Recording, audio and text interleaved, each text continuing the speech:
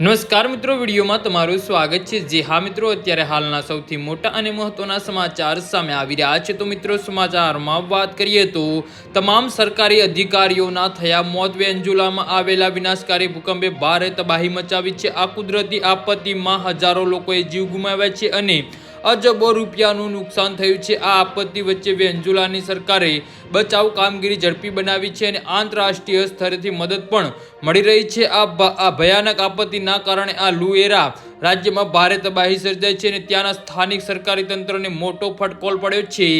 જે હા મિત્રો, વેન્ઝુલાના અંતરિમ પ્રમુખ રોડ્રિગ્સ જણાવ્યું હતું કે તાજેતરમાં 24 જૂનના રોજ આવેલા ભયાનક ભૂકંપના લાઉએરા રાજ્યના લગભગ તમામ સરકારી અધિકારીઓના મોત થયા છે।